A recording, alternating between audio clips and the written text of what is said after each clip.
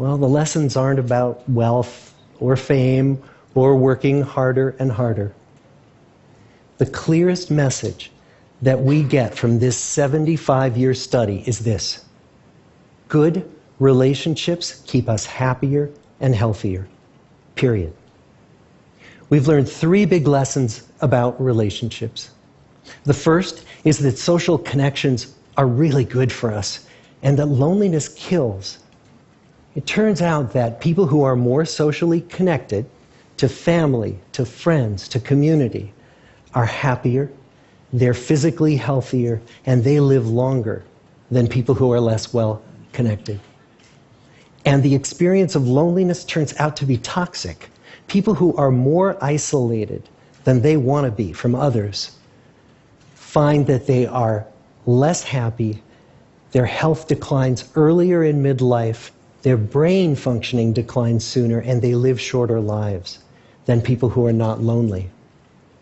And the sad fact is that at any given time, more than 1 in 5 Americans will report that they're lonely. And we know that you can be lonely in a crowd and you can be lonely in a marriage. So the second big lesson that we learned is that it's not just the number of friends you have, and it's not whether or not you're in a committed relationship, but it's the quality of your close relationships that matters. It turns out that living in the midst of conflict is really bad for our health. High conflict marriages, for example, without much affection, turn out to be very bad for our health, perhaps worse than getting divorced. And living in the midst of good, warm relationships is protective. Once we had followed our men all the way into their 80s, we wanted to look back at them at midlife and to see if we could predict who was going to grow into a happy, healthy octogenarian and who wasn't. And when we gathered together everything we knew about them at age 50, it wasn't their middle-aged cholesterol levels that predicted how they were going to grow old. It was how satisfied they were in their relationships. The people who were the most satisfied in their relationships at age 50 were the healthiest at age 80. And good, close relationships seem to buffer us from some of the slings and arrows of getting old. Our most happily partnered men and women reported in their 80s that on the days when they had more physical pain, their moods stayed just as happy. But the people who were in unhappy relationships, on the days when they reported more physical pain, it was magnified by more emotional pain.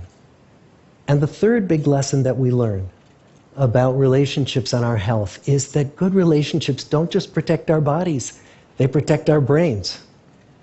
It turns out that being in a securely attached relationship to another person in your 80s is protective. That the people who are in relationships where they really feel they can count on the other person in times of need, those people's memories stay sharper longer.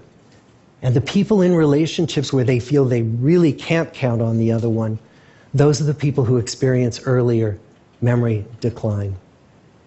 And those good relationships, they don't have to be smooth all the time. Some of our octogenarian couples could bicker with each other day in and day out.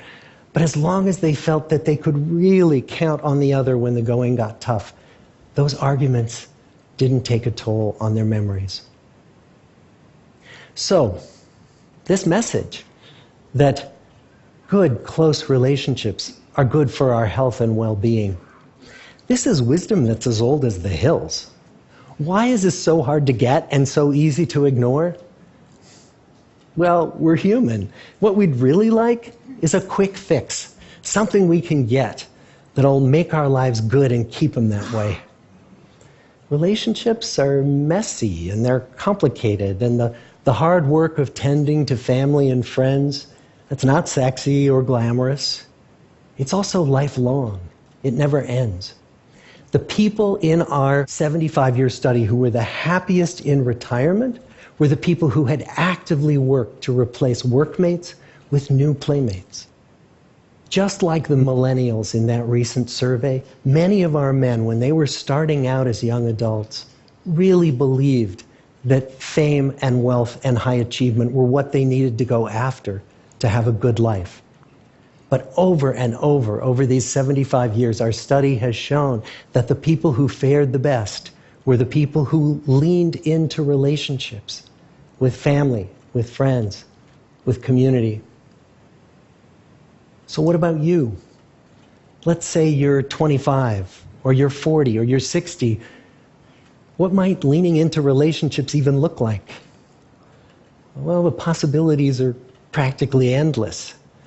It might be something as simple as replacing screen time with people time, or livening up a stale relationship by doing something new together, long walks or date nights, or reaching out to that family member who you haven't spoken to in years, because those all too common family feuds take a terrible toll on the people who hold the grudges. I'd like to close with a quote from Mark Twain. More than a century ago, he was looking back on his life, and he wrote this: "There isn't time. So brief is life for bickerings, apologies, heartburnings, callings to account. There is only time for loving, and but an instant, so to speak, for that. The good life is built with good relationships." Thank you.